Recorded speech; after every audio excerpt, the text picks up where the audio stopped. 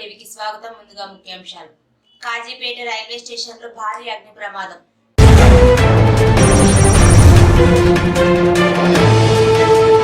జిల్లా విద్యాశాఖ అధికారిగా పూర్తి అదనపు బాధ్యతలు చేపట్టిన జిల్లా అదనపు కలెక్టర్ అపూర్వ చౌహాన్.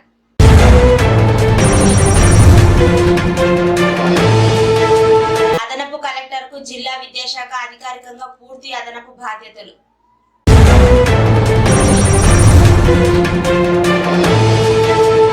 గద్వాల పట్టణ ట్రాఫిక్ ఎస్ఐగా టి బాలచంద్రుడు బాధ్యతలు.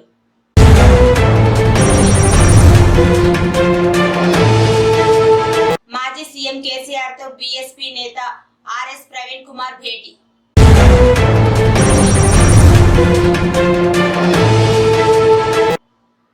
తెలంగాణ రాష్ట్రంలో విద్యార్థులకు తప్పని కష్టాలు పట్టించుకోని అధికారులు, ఆందోళనలో విద్యార్థులు.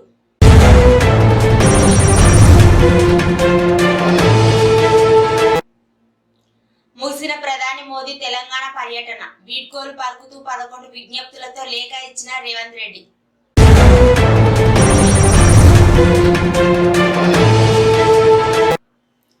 సీఎం రేవంత్ రెడ్డిని కలిసిన చేనేల బీఆర్ఎస్ ఎమ్మెల్యే కాల యాదయ్య.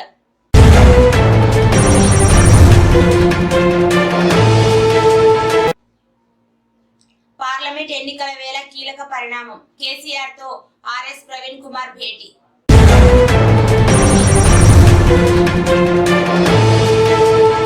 మహబూబ్ నగర్ లో లోక్సభ అభ్యర్థిని ఖరారు చేసిన కేసీఆర్. పెండింగ్ లో ఉన్న నాగల్ కర్నూలు.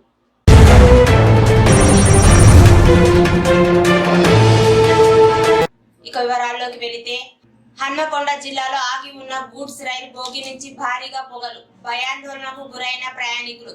మంటలు చెలరేగడంతో ఘటనా స్థలానికి చేరుకున్న ఫైర్ ఇంజన్లు. జోగులాంబ గద్వాల జిల్లా విద్యాశాఖ అధికారిగా పూర్తి అదనపు బాధ్యతలు చేపట్టిన జిల్లా అదనపు కలెక్టర్ అపూర్వ చౌహాన్. జిల్లా కలెక్టర్ ఆదేశాల మేరకు జోగులాంబ గద్వాల జిల్లా విద్యాశాఖ అధికారిగా మంగళవారం జిల్లా అదనపు కలెక్టర్ అపూర్వ చౌహాన్ పూర్తి అదనపు బాధ్యతలు చేపట్టడం జరిగిందని తెలిపారు. విద్యాశాఖ అభివృద్ధికి తన వంతు కృషి చేస్తానని ఈ సందర్భంగా తెలిపారు. జోగులాంబ గద్వాల జిల్లా గద్వాల పట్టణ ట్రాఫిక్ సబ్ ఇన్స్పెక్టర్ గా టి బాలచంద్రుడు నియమితులయ్యారు. మంగళవారం ఆయన ట్రాఫిక్ పోలీస్ స్టేషన్ కార్యాలయంలో బాధ్యతలు తీసుకున్నారు. గద్వాల పోలీస్ హెడ్ క్వార్టర్ నుండి బదిలీపై ట్రాఫిక్ ఎస్ఐగా వచ్చినట్టు తెలిపారు. అదే విధంగా ఇక్కడ ట్రాఫిక్ ఇన్స్పెక్టర్ గా పనిచేసిన విజయ భాస్కర్ ను గద్వాల హెడ్ క్వార్టర్ కు బదిలీ అయ్యారు. ఈ సందర్భంగా ట్రాఫిక్ ఎస్ఐ టి బాలచంద్రుడు మాట్లాడుతూ ట్రాఫిక్ నియంత్రణకు ప్రజలంతా సహకరించాలని కోరారు. ట్రాఫిక్ నియమ నిబంధనలు, ట్రాఫిక్ రూల్స్ ఉల్లంఘిస్తే ఎంతటి వారినైనా ఉపేక్షించేది లేదని పోలీస్ శాఖ తరఫున చర్యలు తీసుకుంటామని హెచ్చరించారు. ఎవరు కూడా మద్యం తాగి వాహనం నడపకూడదని మరియు వాహనం నడిపి ప్రతి ఒక్కరూ డ్రైవింగ్ లైసెన్స్ కలిగి ఉండాలని ట్రాఫిక్ ఎస్ఐ తెలియజేశారు. జోగులాంబ గద్వాల జిల్లా అలంపూర్ నియోజకవర్గం రాజోలి మండలం మాందొడ్డి గ్రామంలో ఉన్న జెడ్పీహెచ్ఎస్ హై స్కూల్ నందు విద్యను అభ్యసిస్తున్న విద్యార్థులు పక్కనే ఉన్న పచ్చర్ల గ్రామం నుండి గత 30 ఏళ్ల నుంచి ప్రతి సంవత్సరం పాఠశాలకు చదువుకోవడానికి దాదాపుగా 50 నుంచి 70 మంది వరకు విద్యార్థులు చదువుకోవడానికి వెళ్తుంటారు. కానీ ప్రస్తుతం గత ప్రభుత్వాలు బంగారు తెలంగాణ సాధించుకుందామని ప్రభుత్వాలు చేయని ప్రయత్నం అంటూ లేదు. అలాంటి ప్రయత్నంలో విద్యార్థులకు ఎన్నో కష్టాలు పట్టించుకొని ప్రభుత్వాలు, ప్రజానాయకులు, అధికారులు, ఉన్నతాధికారులు ఉదయం 10 గంటల లోపు పాఠశాలకు వెళ్లాల్సిన విద్యార్థులు 11 గంటల 40 నిమిషాలు అయినా కూడా పాఠశాలకు వెళ్లలేని దౌర్భాగ్య పరిస్థితి ఈ బంగారు తెలంగాణలో వారికి కలిగింది. జాబిల్లి దక్షిణ ధ్రువంపై భారత పతాకం రెపరెపలాడింది. ఆ గొప్పతనం, ఆ కీర్తి, ఆ పట్టుదల అనేది విద్యార్థుల విద్యా దశ నుంచే మొదలవుతుంది. మన దేశానికి గొప్ప కీర్తిని సాధించిన వారు ఒకప్పుడు వారు కూడా విద్యార్థులే. మరి విద్యార్థుల పట్ల, విద్య పట్ల నిర్లక్ష్యం తగదు. గద్వాల బస్ డిపో మేనేజర్ దృష్టికి తీసుకెళ్లిన సమయానికి రాని బస్సు అని విద్యార్థుల తల్లిదండ్రులు తీవ్ర ఆవేదన వ్యక్తం చేస్తున్నారు. ప్రధాని నరేంద్ర మోదీ తెలంగాణ పర్యటన ముగిసింది. 2 రోజుల పాటు పలు అభివృద్ధి కార్యక్రమాలకు శంకుస్థాపన చేశారు. ఆదిలాబాద్, సంగారెడ్డి బీజేపీ విజయ సంకల్ప సభలో పాల్గొన్నారు. నిన్న ఉదయం తెలంగాణలో పర్యటన అనంతరం మధ్యాహ్నం తమిళనాడు సభలో పాల్గొన్నారు. రాత్రికి తిరిగి హైదరాబాద్ చేరుకున్న ప్రధాని రాజ్ భవన్ లో బస చేశారు. ఉదయం తెలంగాణలో అభివృద్ధి పనులకు శంకుస్థాపన చేశారు. పటేల్ గూడ సభ అనంతరం హైదరాబాద్ చేరుకొని అక్కడి నుంచి బేగంపేట విమానాశ్రయం నుంచి ఒడిశాకు బయలుదేరారు. తెలంగాణ ముఖ్యమంత్రి రేవంత్ రెడ్డి ప్రధాని మోదీకి వీడ్కోలు పలికారు. వీడ్కోలు పలికిన వారిలో ఇంకా గవర్నర్ తమిళసై సోదరి రాజన్, మంత్రి పొన్నం ప్రభాకర్ తదితరులు ఉన్నారు. ప్రధానికి రేవంత్ రెడ్డి 11 విజ్ఞప్తులు చేశారు. వీడ్కోలు సందర్భంగా ప్రధాని నరేంద్ర మోదీకి సీఎం రేవంత్ రెడ్డి 11 విజ్ఞప్తులు చేశారు. కేంద్రం నుంచి సహకారం కావాలని కోరారు. హైదరాబాద్ మెట్రో విస్తీర్ణ అభివృద్ధి, మూసీ రివర్ ఫ్రంట్ అభివృద్ధి, తుమ్మిడిహెట్టి ఎత్తిపోతల ప్రాజెక్టు అంశం, హైదరాబాద్ శ్రీశైలం జాతీయ రహదారిపై అమరాబాద్ ఫారెస్ట్ ఏరియా మీదుగా ఎలివేటెడ్ కారిడార్ నిర్మాణానికి ఆర్థిక మద్దతు, ఎన్టీపీసీలో 4000 మెగావాట్ల విద్యుత్ ఉత్పత్తికి కేంద్రం సహకారం, ఇంటింటికి నల్ల ఐపీఎస్ క్యాలెండర్ పెంపు, హైదరాబాద్ రామగూడెం హైదరాబాద్ నాగపూర్ రహదారిపై రక్షణ శాఖ భూముల మీదుగా ఎలివేటెడ్ కారిడార్ నిర్మాణం, భారత్ మాలాలో తెలంగాణకు ప్రాధాన్యత, తెలంగాణలో సెమీ కండక్టర్ల తయారీ తదితర అంశాల సహకారం కోరుతూ విజ్ఞప్తిలో లేఖను అందించారు. బీఆర్ఎస్ అధినేత కేసీఆర్ ను నందినగర్ లోని ఆయన నివాసంలో బీఎస్పీ తెలంగాణ రాష్ట్ర అధ్యక్షుడు ఆర్ఎస్ ప్రవీణ్ కుమార్ మంగళవారం మర్యాద పూర్వకంగా కలిశారు. త్వరలో పార్లమెంట్ ఎన్నికలు ఉన్న సమయంలో వీరిద్దరి భేటీకి ప్రాధాన్యత ఏర్పడింది. లోక్సభ ఎన్నికల్లో బీఆర్ఎస్ బీఎస్పీ కలిసి పోటీ చేస్తామని నాగల్ కర్నూలులోకి సభ స్థానం నుంచి ఆర్ఎస్ ప్రవీణ్ కుమార్ బరిలోకి దిగే అవకాశాలు ఉన్నాయని ఊహాగానాలు వినిపిస్తున్నాయి. ఇప్పుడు వీరి కలయిక ఈ ఊహాగానాలకు బలం చేకూరనున్నాయి. ఈ సమయంలో బీఆర్ఎస్ నాయకులు హరీష్ రావు, వేముల ప్రశాంత్, బాల్కసుమన్ తో పాటు పలువురు బీఎస్పీ నాయకులు పాల్గొన్నారు. తెలంగాణ రాష్ట్రంలో బీఆర్ఎస్ బీఎస్పీ కలిసి పనిచేయాలని నిర్ణయించుకున్నాం. సిద్ధాంతపరంగా అనేక విషయాలలో సామీప్యత ఉంది. మేము అమలు చేసినటువంటి దళిత బంధు కానీ, దళిత సంక్షేమానికి ఇచ్చినటువంటిది కానీ, రెసిడెన్షియల్ పాఠశాలలు కానీ, ఇంకా చాలా విషయాలలో బలహీనల గురించి, వీకర్ సెక్షన్ గురించి పనిచేసిన చరిత్ర ఉంది. కాబట్టి దాన్ని అనుసరించుకొని ఒక ప్రతిపాదన వస్తే ఇద్దరం కలిసి చర్చించడం నేను ప్రవీణ్ గారు, వారి హైకమాండ్ కూడా మాట్లాడింది. అక్కడి నుంచి వారి అనుమతి తీసుకొని మేము చర్చలు చేసిన తర్వాత కలిసి పని చేయాలని చెప్పి స్థూలంగా ఒక నిర్ణయానికి వచ్చినాం. పని చేస్తాం కూడా. మిగతా విషయాలు మీకు కావాల్సిన లెక్కలన్నీ రేపు నుండి చెప్తాం. అంటే సీట్ల మీద రేపు అనుకుంటాం. కానీ ఈరోజు స్థూలంగా ఇది అయిపోయింది. బేసికల్గా ఇన్ ప్రిన్సిపల్ ఇది అయింది. తప్పకుండా కొన్ని సీట్లు వాళ్ళు పోటీ చేయాల్సిందే, కొన్ని సీట్లు మేము పోటీ చేయాల్సిందే. ఒకసారి అలయన్స్ అనుకున్న తర్వాత గౌరవప్రదంగానే ఉంటుంది కదా. వీళ్ళు తెలియదు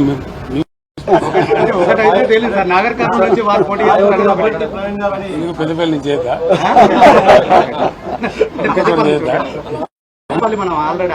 వరంగల్ స్టేట్ ప్రెసిడెంట్ వరంగల్ నుంచి చేద్దా ఇక్కడేం చేయొచ్చు. దానికే ఉంటుంది. జనరల్ సీట్ కూడా చేయొచ్చు. జనరల్ సీట్ కూడా చేయొచ్చు. నేను ఇంకా తనతో మాట్లాడలేదు. ప్రవీణ్ గారు మాట్లాడి ఓకే చేసుకొని మళ్ళీ నాతో మాట్లాడారు. నేను రేపట్ల మాట్లాడతాను. పాత పరిచయం ఇతర పార్టీలు ఏమన్నా కలిసి వచ్చే అవకాశం చూద్దాం ఏం జరుగుతుందో.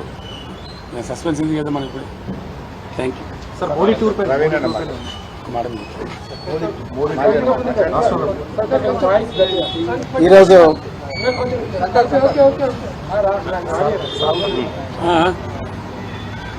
ఈరోజు తెలంగాణ మాజీ ముఖ్యమంత్రి శ్రీ పెద్దలు గౌరవనీయులు శ్రీ కేసీఆర్ గారిని కలిసినందుకు చాలా ఆనందంగా ఉంది.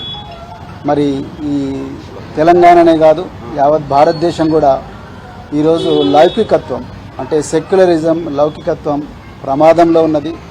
మరి భారతీయ జనతా పార్టీ చాలా పెద్ద ఎత్తున కుట్రలు చేస్తూ ఉన్నది దేశాన్ని చిన్నాభిన్నం చేయడం కోసం. మరి పూర్తిగా రాజ్యాంగాన్ని రద్దు చేయాలనే కుట్ర చేస్తూ ఉన్నారు. సో ఆ పరిస్థితుల్లో మరి సెక్యులర్ పార్టీ అయినా, మరి సెక్యులర్ భావాలు కలిగి సెక్యులరిజాన్ని నిరంతరం కాపాడిన మరి భారతీయ రాష్ట్ర సమితి వారు మరి నేను బైంజీ మాయావతి గారి ఆశీస్సులతోని మరి వారిని కూడా కలవడం జరిగింది.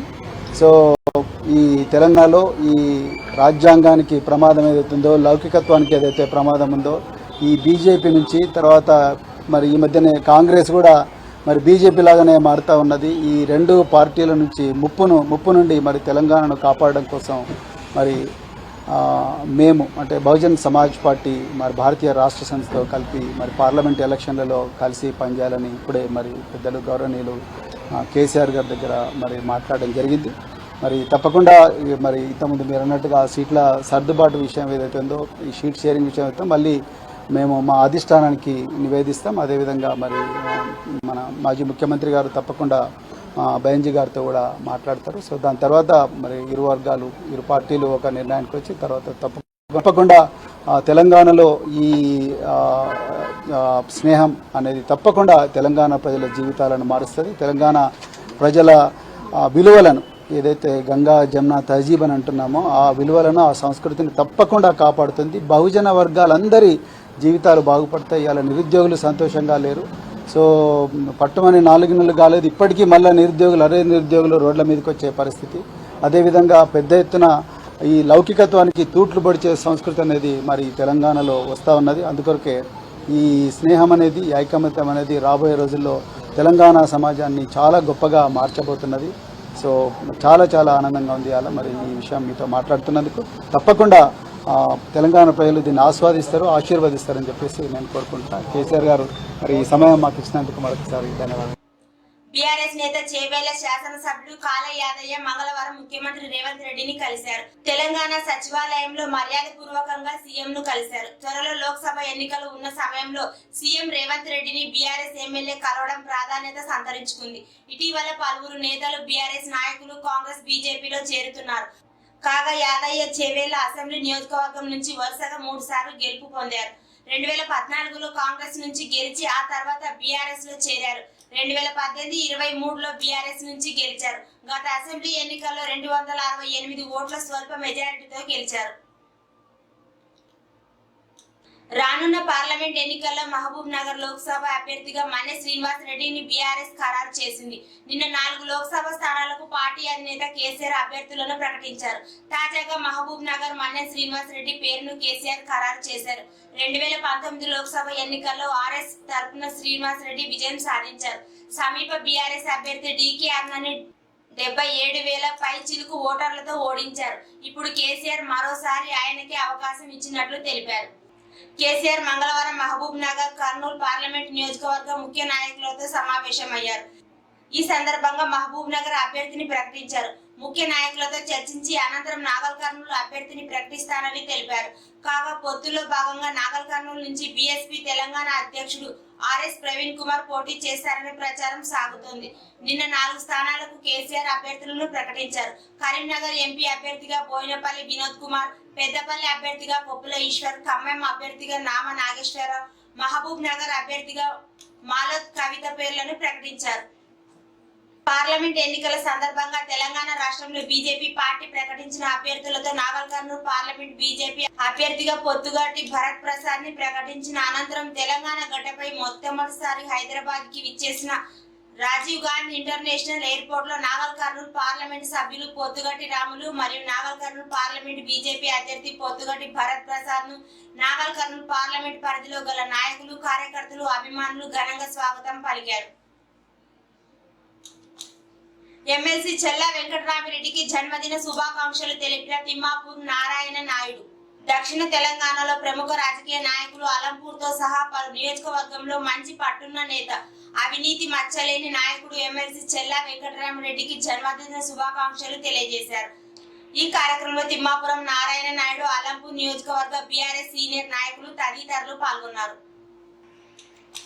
కేసీఆర్ ని కలిసిన అలంపూర్ బీఆర్ఎస్ పార్టీ నాయకులు మంగళవారం హైదరాబాద్ లోని తెలంగాణ భవన్ లో జరిగిన నాగల్ కర్నూలు పార్లమెంటు సమావేశంలో పాల్గొని అనంతరం అలంపూర్ ఎమ్మెల్యే విజయుడు ఆధ్వర్యంలో మాజీ ముఖ్యమంత్రి కేసీఆర్ ని మర్యాద పూర్వకంగా కలిసిన అలంపూర్ బీఆర్ఎస్ పార్టీ నాయకులు.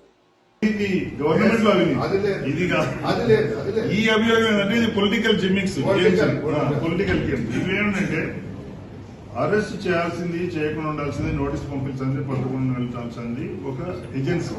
అది సిబిఐ కానీ అదే ఏజెన్సీ ఇదే కేసులో 8 నెలల నుంచి ఢిల్లీ డిప్యూటీ సీఎం ను జైల్లో పెట్టింది సార్. ఇదే కేసు, సేమ్ కేసు, ఇద్దరు నిందితులు ఉంటారు. కానీ ఇక్కడ వదిలిపెడుతున్నారు, అక్కడ జైల్లో పెట్టారు. ఇప్పుడు ప్రతి దానికి కూడా న్యాయ వ్యవస్థలు ఉన్నాయి, కోర్టులు ఉన్నాయి. సుప్రీంకోర్టు ఏమన్నది?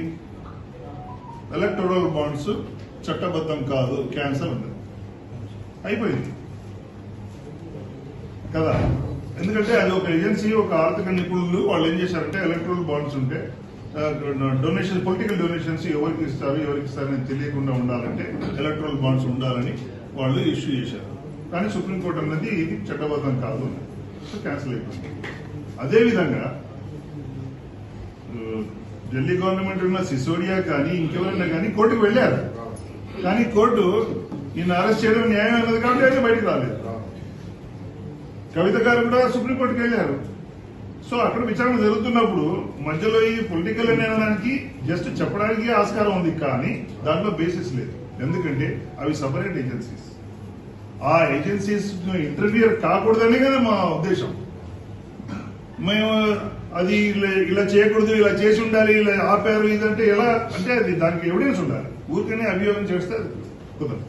అది పొలిటికల్ గేమ్స్ గురించి మాత్రం.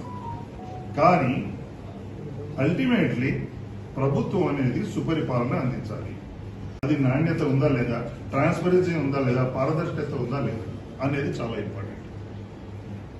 ప్రజలు కట్టిన పన్నులు సద్వినియోగం అవుతున్నాయా లేదా? రాజీవ్ గాంధీ చెప్పినట్టు ₹1 15 పైసలే మామూలు వ్యక్తి చేస్తుంది, 85 పైసలు మధ్యలో పోతున్నాయి అని ఒక ప్రైమ్ మినిస్టర్ ఆఫ్ ఇండియా చెప్పాడు. ఈ రోజు జన్ధన్ ఖాతా వల్ల 15 పైసలు కాదు కదా, ఒక్క నయా పైసా కూడా పోకుండా డైరెక్ట్ అకౌంట్ లో పడుతుందా లేదా? కిసాన్ సంబంధించిన కానివ్వండి, పెన్షన్లను కానీ ఏమన్నా కానివ్వండి. ఇంకొక ముఖ్యమైన అచీవ్మెంట్ సార్, మోదీ గారు జన్ధన్ అకౌంట్ లో 15 లక్షలు ఇస్తామని చెప్పేసి అన్నారు. ఇప్పటికి కూడా ప్రెసిడెంట్ కూడా రాహుల్ గాంధీ లాంటి వారు దాన్ని ఫీచర్స్ లో లేదు. దాన్ని మేము పాజిటివ్ గా తీసుకుంటాం. అసలు మొట్టమొదలు రేవంత్ రెడ్డి గారు మీటింగ్ రావడమే ఒక శుభసూచకం. ఎందుకంటే రాజకీయం వేరు, ఎన్నికలు వేరు, తర్వాత రాష్ట్ర అభివృద్ధి వేరు. రాష్ట్ర అభివృద్ధిని తీసుకొచ్చి ఎన్నికలకు ముడి పెడితే రాష్ట్ర అభివృద్ధి పాడైపోతుంది. కాబట్టి రేవంత్ రెడ్డి గారు ఒకటే అన్నారు, నేను ఇది ఎన్నికల రణనీతిలో భాగంగా చూడను అని అన్నారు. దానికి మోదీ గారు కూడా అసలు మీటింగ్ వచ్చినందుకే ఆయనకు ధన్యవాదాలు చెప్పారు. మోదీ గారు దాని గురించి ఏం ఆలోచించలేదు, ఈయనకు చెప్పాలని చెప్పకూడదు అనుకోలేదు. ఎందుకంటే positiveness of the politician, statesmen. ఒక స్టేట్స్మెన్ డైరెక్ట్ రాష్ట్రం బాగుపడితే అన్నాడు. మేము కూడా అదే అంటున్నాం, డబుల్ ఇంజిన్ సర్కార్ ఉంటే ఇంకా స్పీడ్ గా వెళ్తుంది అంటున్నాం. అదే యాక్చువల్ గా ఆ స్టేట్మెంట్, ఆ వీడియో మీరు చూస్తే అర్థమవుతుంది. నల్లధనం స్విస్ బ్యాంక్ లో మన భారతీయులు వేసిన డబ్బంతా తీసుకొస్తే మన భారతీయులందరికీ ఒకరికి 15 లక్షలు వస్తుంది అన్నాడు నరేంద్ర మోదీ. అంతేగాని అదంతా నేను తీసుకొచ్చి మీ అందరికి 15 లక్షలు ఇస్తాను ఎక్కడ అనలేదు. మీరు కావాలంటే దాన్ని వీళ్ళలో మాట్లాడుతున్నారు, డైవర్ట్ చేసేసారు. సో ఇవన్నీ ప్రాక్టికాలిటీ లేకుండా మాట్లాడే మాటలు. అసలు 1-2 సార్లు మన కేసీఆర్ గారు కూడా అన్నారు, మన తెలంగాణ గురించి చాలా పోరాటం చేస్తున్నాం. అప్పుడు ఆ టైంలో చేస్తున్నాను. కేసీఆర్ గారు చాలా ఆశాభావంతో ఉన్నారు, 2 నెలల్లో వస్తుంది మనకు తెలంగాణ అన్నారు. పరకాల బై ఎలక్షన్ అయిపోయింది, గెలిచారు. గెలిచిన తర్వాత పబ్లిక్ అన్నారు, రాలేదు. 2 నెలలు, 3 నెలలు అయింది, 4 నెలలు అయింది, రాలేదు. అప్పుడు కేసీఆర్ని అడిగారు మీలాంటి వాళ్ళు, ఏం సార్ మీరు 2 నెలలు వస్తున్నారు, ఎలక్షన్ కొరకు అన్నారు, ఇప్పుడు రాలేదన్నారు. ఏమైనా తెలంగాణ గురించి నేను ఇంత పోరాటం చేస్తాను అప్పటి నుంచి, 2 నెలల్లో వస్తుందని నేను అనుకోవడమే తప్ప, అది బయటికి మీతో పంచుకోవడం తప్ప. నిజంగా అయితే తప్పులేదు, వచ్చిందా లేదా తెలంగాణ చివరికి.